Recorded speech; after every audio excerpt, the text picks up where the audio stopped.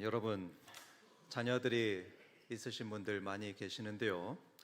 여러분이 자녀들에게 가장 자주 하는 말이 무엇입니까? 공부해라, 책 많이 읽어라, 좋은 학교 가야지, 이런 말 혹시 아닙니까? 기도도 마찬가지입니다. 주님, 우리 애가 공부를 잘하게 해 주옵소서, 진로를 잘 인도해 주시옵소서, 그렇지 않습니까?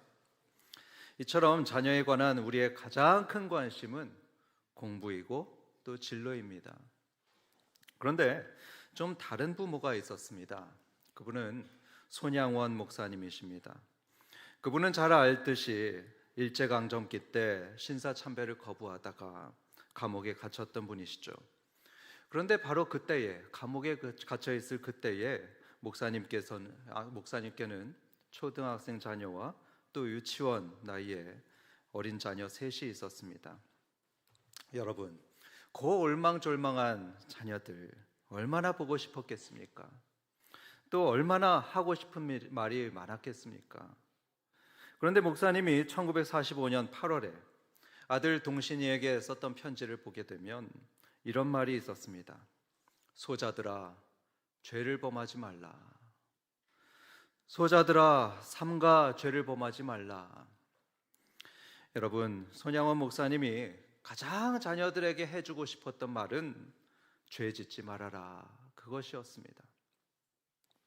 당시에는 신사참배가 강요되었던 시대였습니다.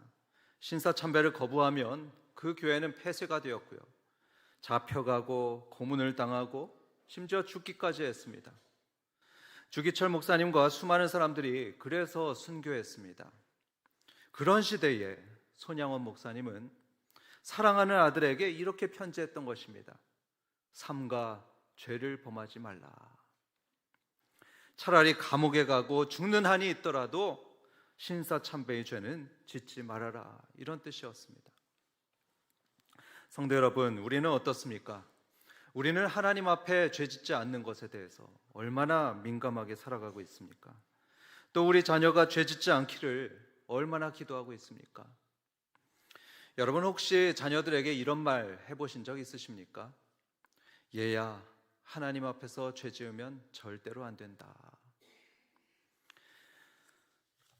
오늘 말씀은 바로 그런 말씀입니다. 사도 바울은 마치 손 목사님이 자녀들에게 편지하고 권했던 것처럼 영적 아버지의 심정으로 사랑하는 고린도 교인들에게 이렇게 권면했습니다. 여러분, 죄 짓지 마십시오. 눈물 어린 마음으로 죄 짓지 않기를 권면했습니다. 그리고 이 권면은 우리에게 주시는 하나님 아버지의 권면이기도 합니다. 한편 바울은 권면할 때에 그저 죄 짓지 마라, 이렇게 한마디 말로 끝나지 않았습니다. 죄를 지어서는 안 되는 그 역사적인 사례, 그 근거를 들어서 말을 하는 것을 보게 됩니다. 여러분, 역사는 반복되곤 하죠. 역사는 반복된다, 이런 말을 듣곤 합니다. 인간의 본성은 2000년 전이든지 지금이든지 비슷하기 때문에, 아니 똑같기 때문에 그 행동의 패턴이 비슷하게 반복되곤 합니다. 그래서 우리는 역사를 공부합니다. 그 역사라는 거울을 통해서 저렇게 하면 망하는구나, 저렇게 하면 성공하는구나, 그것을 깨달으면서 오늘을 돌아봅니다. 오늘을 반성하고 수정합니다. 그렇게 역사에서 배워서 자기 삶을 바꾸는 사람, 그런 사람이 지혜로운 사람이죠. 그래서 바울은 역사를 말합니다. 이스라엘의 그 역사적인 사례를 들면서 고린도 교회에 죄 짓지 마시오, 이렇게 권면하고 있습니다. 그런데 바울은 이렇게 본격적으로 죄를 언급하기 전에 먼저 은혜 얘기를 꺼냅니다. 이스라엘이 하나님으로부터 받았던 그 큰 은혜를 먼저 설명합니다. 두 가지 은혜를 설명하는데요, 1절 중반부터 4절까지를 보겠습니다. 우리 조상들이 다 구름 아래에 있고 바다 가운데로 지나며 모세에게 속하여 다 구름과 바다에서 세례를 받고 다 같은 신령한 음식을 먹으며 다 같은 신령한 음료를 마셨으니 이는 그들을 따르는 신령한 반석으로부터 마셨음에 그 반석은 곧 그리스도시라.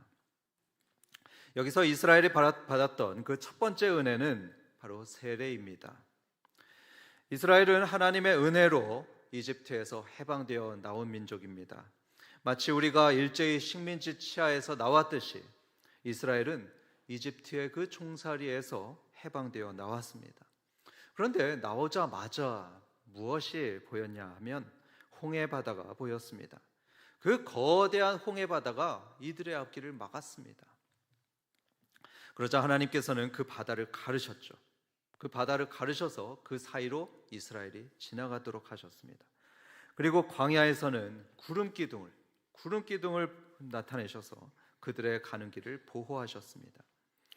이를 두고 바울은 영적으로 해석을 합니다. 영적으로 해석해서 이들은 세례를 받았다 이렇게 설명합니다.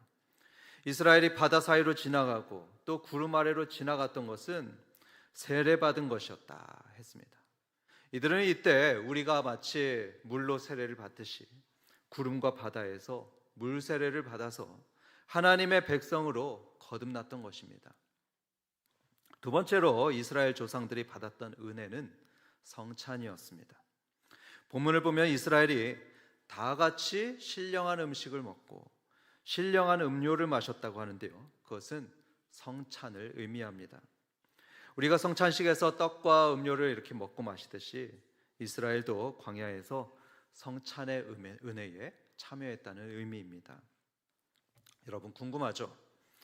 도대체 어떻게 이 이스라엘은 광야에서 성찬의 은혜를 누렸을까? 우리는 궁금합니다.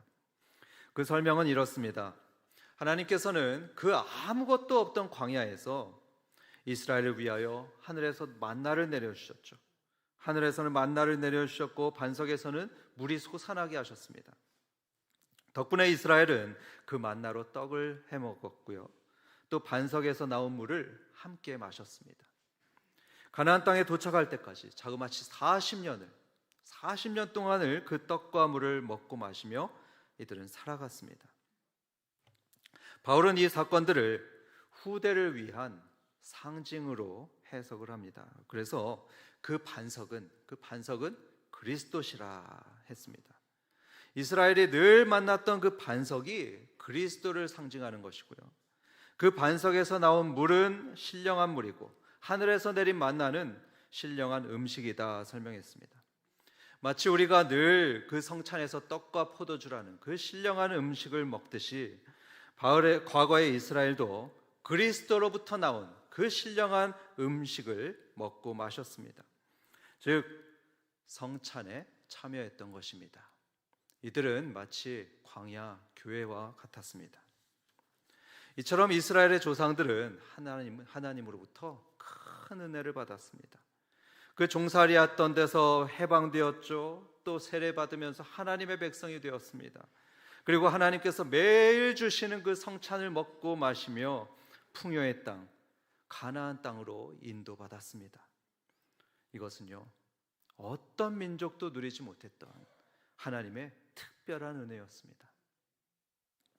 그런데 여러분, 이런 특별한 은혜를 받았던 이스라엘 백성이었는데 대부분은 가나안 땅으로 들어가지 못했습니다. 오직 두 사람, 여호수아와 갈렙만 그 은혜를 지켜서 가나안 땅으로 들어가게 되었습니다. 나머지는 모두 실패했죠. 다 실패해서 광야에서 죽고 멸망했습니다. 왜 그랬을까요? 그 이유가 5절에 나오는데요, 그들의 다수를 하나님이 기뻐하지 아니하셨으므로 그들이 광야에서 멸망을 받았느니라 설명합니다. 여러분, 좀 이상하지 않습니까? 하나님께서는 이스라엘에 은혜를 주셨습니다. 그래서 종이었던 그들을 구원해내시고 당신의 백성 삼으시고 먹이시고 입히셨는데 왜 이제 와서 그들 대부분을 기뻐하지 않으셨을까요? 그리고 멸망하도록 허락하셨을까요? 그 이유는 이스라엘이 악을 즐겨했기 때문이다 합니다. 6절을 보시면 그들이 악을 즐겨했다 합니다. 여러분, 이것은 참으로 어처구니 없는 일입니다. 왜냐하면 하나님의 은혜로 그 고통스러운 종살이에서 벗어나서 거룩한 하나님의 백성이 되었는데, 그런데 그 사람들이 악을 즐겼다는 것입니다. 여러분, 이건 어쩔 수 없이 죄를 지은 것이 아닙니다. 버티다가 어쩔 수 없이 넘어진 것이 아닙니다. 이들은 악을 즐겼다고 합니다. 이 즐겼다는 말은 헬라어로 에피티메오라고 하는데요, 마치 사람들이 오락을 즐거워하듯이 죄악을 탐내고 죄악을 사모하고 죄악을 갈망했다는 뜻입니다. 6절은 말씀합니다. 이러한 일은 우리의 본보기가 된다 합니다. 이 말씀은 고린도 교인들도 그럴 수가 있고요, 또 같은 본성을 가진 우리도 충분히 그럴 수 있다는 그런 뜻입니다. 정말로 고린도 교인들이 그랬습니다. 본래는 우상 숭배와 죄 가운데 살았던 고린도 교인들이었습니다. 그런데 하나님의 크신 은혜로 구원을 받았죠. 예수님 믿고 세례를 받아서 거룩한 하나님 나라의 백성이 되었습니다. 또 성찬에도 참여하여서 하나님과 영적인 교제도 했습니다. 그런데 그렇게 구원받은 고린도 성도들이 지금 어떻게 살고 있습니까? 놀랍게도 죄악을 즐기고 있었습니다. 앞서 6장까지 보면 그들은 싸웠습니다. 여러 갈래로 나뉘어서 분쟁하며 싸웠습니다. 음행을 저질렀죠. 음행을 저지르면서도 부끄러워할 줄 몰랐습니다. 같은 교인을 세상 법정에 송사하기까지 했습니다. 무려 세례받고 성찬까지 참여했던 성도들이 그랬습니다. 다시 말씀드리지만 바울이 이 이스라엘의 사례를 굳이 언급했던 이유는 이스라엘이 본보기가 되기 때문이었습니다. 조상들의 그 실패했던 사례들을 보고 고린도 교인들이 악을 즐기지 않게 하기 위해서 이 사례들을 거명하고 있습니다. 오늘날 우리에게 이 말씀이 기록된 이유도 동일합니다. 이 이스라엘과 이 고린도 교인들의 본을 봐라, 이 말씀입니다. 너희는 이들처럼 악을 즐겨하게 되면 망하게 된다, 망하는 길을 가게 된다.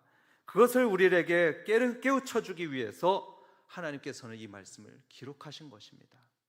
그게 11절에 말씀되어 있죠. 7절 이후로 바울은 이스라엘이 어떤 악을 즐겨 했는지 그 네 가지를 설명하고 있습니다. 그러면서 그 네 가지 악은 고린도 교인들이 반드시 피해야 할 것을 권면하고 있습니다. 그 네 가지 악이 무엇이냐 하면 첫 번째로는 우상 숭배입니다. 7절을 보겠습니다. 그들 가운데 어떤 사람들과 같이 너희는 우상 숭배하는 자가 되지 말라. 기록된 바 백성이 앉아서 먹고 마시며 일어나서 뛰논다 함과 같으니라. 이 말씀의 배경은 구약의 금송아지 사건입니다. 과거에 이스라엘은 금송아지라는 그 우상을 만들었습니다. 금으로 송아지 우상을 만들고 그 앞에서 백성들은 먹고 마시고 일어나서 뛰놀았습니다. 이 일어나 뛰놀았다, 그것은 우상 숭배를 했다는 표현입니다. 그 결과는 멸망이었습니다. 그 우상 숭배에 가담했던 3,000명은 심판을 받아서 죽임을 당했습니다. 그래서 바울은 이 사례를 들면서 말을 하고 있습니다. 너희는 그들처럼 우상 숭배하지 말아라. 본문에는 안 나오는데요, 정황상 이때 바울의 심정은 하늘이 두 쪽이 나더라도 우상 숭배하지 말라는 그런 피를 토하는 심정으로 권면하고 있습니다. 두 번째로 이스라엘이 행했던 악은 음행이었습니다. 8절입니다.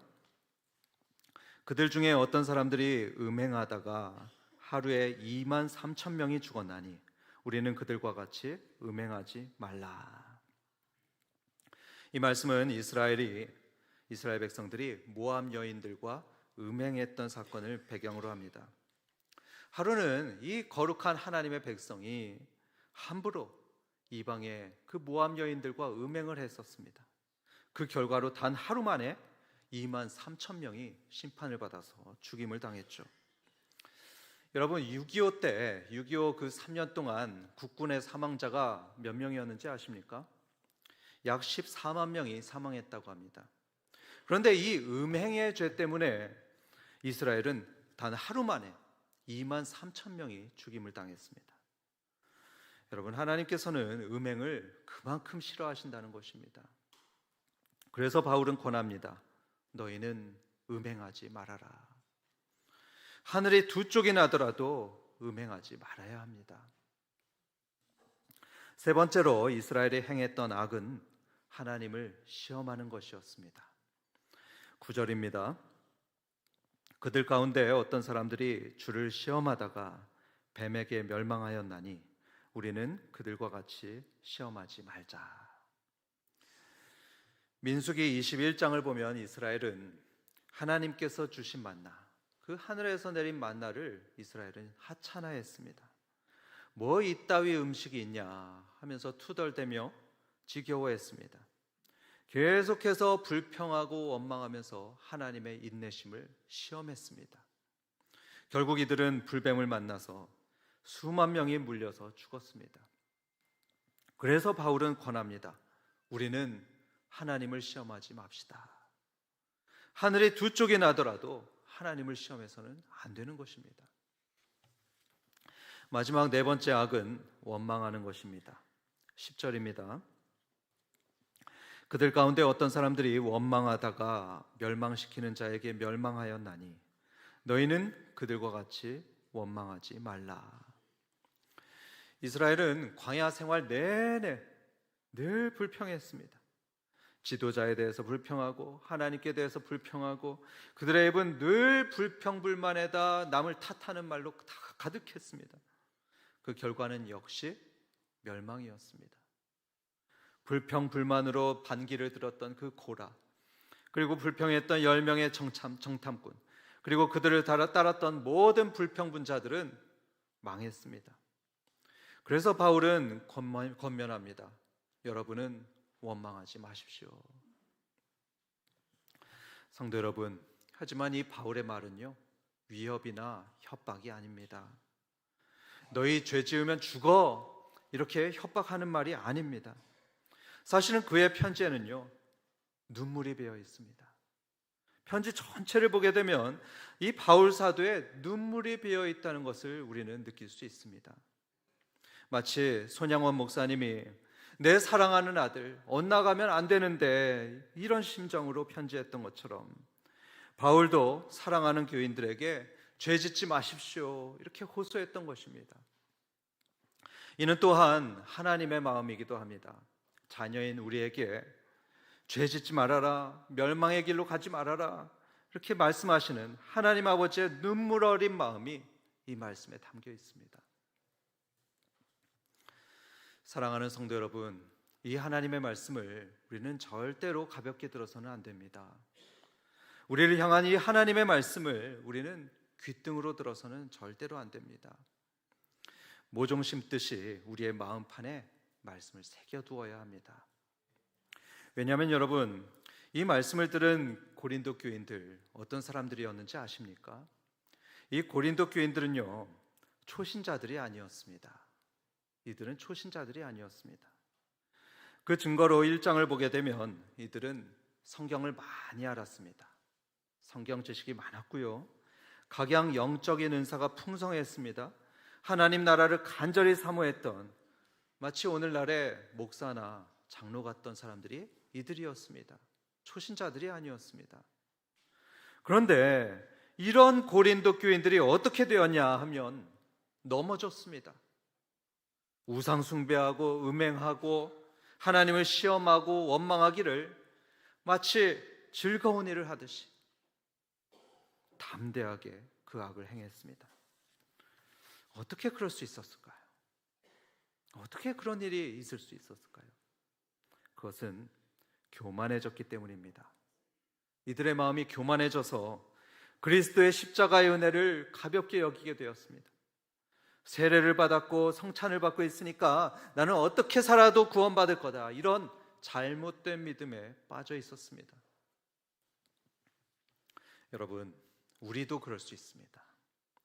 세례받고 성찬에 참여하고 영적인 체험도 했고 교회 중직자가 된 사람도 마음이 교만해지면 악을 즐기는 사람이 될 수가 있습니다. 죄 짓는데 담대해져 가지고요, 또 용서해 주시겠지 하면서 방종하게 될 수 있고요, 죄에 대한 설교를 듣는데도 자기에게는 하나도 적용하지 못하는 그런 영적으로 마비된 교만한 사람이 될 수 있습니다. 저도 마찬가지입니다. 목사인 저도요, 가장 주의해야 될 말씀입니다. 사실 요즘 저는 목사로서 얼마나 부끄러운지 모릅니다. 정말 머리를 들고 다니지 못할 때가 때때로 있습니다. 왜냐하면 소수이기는 하지만 유명한 목사님들이 성적으로나 또 금전적으로 일탈했다는 뉴스가 잊을만 하면 들려오곤 합니다. 대부분은 유명한 소위 잘 나가던 목사님들이 그랬습니다. 본래는 정말 훌륭한 목사이던 분들이 교만해지면서 음행에 빠집니다. 금전적인 타락에 빠집니다. 그래서 수십 년을 쌓아온 목회가 송두리째 무너져 버리고 가정과 교회가 완전히 망해버리는 끔찍한 일들을 목격하게 됩니다. 그때마다 저는 정말 참담합니다. 참으로 부끄럽습니다. 아마 여러분들도 그런 얘기를 들으면서 부끄러운 마음을 가지실 겁니다. 그런데 여러분, 이 하나님의 말씀은요, 우리가 그 참담한 마음만 가지고 끝나기를 원하지 않습니다. 사실 그 일들은, 그 모든 일들은 우리에게 주어진 본보기로 보아야 합니다. 저들처럼 되지 말아라, 그러면 망한다 하시는 그런 하나님의 경고이면서 사랑의 음성인 것입니다. 그리고 12절에서는 이렇게 말씀합니다. 그런즉 선줄로 생각하는 자는 넘어질까 조심하라. 그런즉 선줄로 생각하는 자는 넘어질까 조심하라. 특별히 자신이 제법 신앙이 좋다고 생각하고 나는 웬만한 유혹은 다 견딜 수 있어, 별거 아니야 생각하는 분일수록 더욱더 조심하셔야 됩니다. 왜냐하면 여러분, 홍해의 기적, 그 홍해의 기적을 직접 자기 눈으로 목격했던 그 이스라엘 사람들이 무너졌습니다. 또 풍성한 영적 은사를 가졌던 그 고린도 교인들도 무너졌습니다. 또 존경받던 목사님들도 넘어졌습니다. 그렇다면 저와 여러분은 어떻겠습니까? 예외가 아닌 것입니다. 그들보다 영적인 경험도 없고 믿음도 약한 우리는 더욱더 넘어질 가능성이 많은 것입니다. 그렇기 때문에 절대로 자신을 신뢰하시면 안 됩니다. 절대로 자기 믿음이 강하다고 생각할 게 아니고요, 난 믿음이 좋다 이러면서 교만해지거나 태만해지지 말아야 됩니다. 조심하시길 바랍니다. 겸손하게 날마다 주님을 의지하는 것이 우리가 가야 할 길입니다. 정리하면서 이 바울이 말했던 네 가지의 죄를 오늘 우리의 삶에 적용해 보도록 하겠습니다. 첫 번째로 우리는 우상 숭배를 하지 말아야 합니다. 따라해 보겠습니다. 우상 숭배를 하지 말자. 현대 우리의 우상은 돈이라고 합니다. 또 자녀라고 합니다. 하나님보다 돈을 더 사랑하고 하나님보다 돈을 더 쫓는 것, 그것이 바로 우상 숭배입니다. 우리는 그렇게 하면 안 됩니다. 그런데 여러분, 이 돈보다도 더 사랑하는 것이 자녀더라고요. 그러니까 사람들은 그렇게 좋아하는 돈을 자녀를 위해서는 아낌없이 씁니다. 하나님께 드리는 건 아까워하면서 자녀에게는 아낌없이 씁니다. 성도 여러분, 혹시 그렇게 주님께 드리는 사랑보다 자녀에게 더 많은 사랑과 더 많은 시간을 쏟고 있다면 그 사랑하는 아들과 딸이 여러분의 우상일 수 있다는 것을 진지하게 생각해 보셔야 합니다. 그것을 회개하는 것이 여러분 자신과 자녀 모두를 살리는 길입니다. 두 번째로 음행을 주의해야 합니다. 따라해 보겠습니다. 음행을 주의하자. 음행을 주의하셔서 여러분, 그 배우자 이외의 사람들과는요, 단둘이 절대로 은밀한 자리에 있어서는 안 됩니다. 혹시라도 나는 괜찮아, 나는 뭐 문제 없을 거야 생각하신다면 그건 천만의 말씀입니다. 여러분, 천하의 다윗도 그 음행의 죄에 넘어졌습니다. 그러니까 둘만 있는 자리는 반드시 피해야 합니다. 세 번째로, 하나님을 시험하지 마시기 바랍니다. 따라해 보겠습니다. 하나님을 시험하지 말자. 쉽게 죄 지으면서 하나님께서 어디까지 인내하시나, 여러분, 시험하지 마시기 바랍니다. 네 번째로, 불평불만을 삼가하시기 바랍니다. 여러분, 불평불만은요, 생각보다 큰 죄인입니다. 그 불평불만, 생각보다 큰 죄입니다. 그리고 불평불만이 있는 자리에는 결코 하나님의 은혜가 머물지 않습니다. 그래서 우리는 불평하는 대신에 감사해야 합니다. 따라해 보겠습니다. 불평하는 대신 감사하자. 여러분, 이렇게 죄를 삼가하고 조심조심하는 사람은요, 쉽게 넘어지지 않습니다. 자기가 얼마나 연약한 줄 알고, 그래서 주님을 의지하며 죄 짓지 않기를 기도하는 사람은 하나님께서 반드시 지켜주십니다. 넘어지지 않도록 도와주십니다. 13절의 약속이 바로 그것입니다. 하나님은 미쁘사 너희가 감당하지 못할 시험당함을 허락하지 아니하시고 시험당할 즈음에 또한 피할 길을 내사 너희로 능히 감당하게 하시느니라 했습니다. 이 신실하신 하나님을 굳게 믿고 의지하시기 바랍니다. 마지막으로 제가 애양원에서 봤던 그 손양원 목사님의 글을 한번 읽어보도록 하겠습니다. 손양원 목사님의 시 같은 건데요, 제목은 오늘이 내 날이다 이것입니다. 인생은 과거 잘한 것에 교만해지기 쉽고 실패에 낙심키 쉬우며 미래로 미루다 일평생 속아 산다. 오늘만이 내 날이요 주님 만날 준비 생활도 오늘뿐이다. 어디서 무엇 가지고 무엇 하다가 주님 만날 것인가? 범죄치 말라. 기도 성경 읽기 등한히 하고 책임을 게을리 하다가 주를 만날까 두렵다. 오늘에 만족하게 살고 준비하라. 어두운 밤 되기 전에 준비하라. 사랑하는 성도 여러분, 이 손양원 목사님의 본을 따라서 주님 만나뵐 날을 사모하며 삼가 죄를 범하지 마시기를 주님의 이름으로 축원합니다.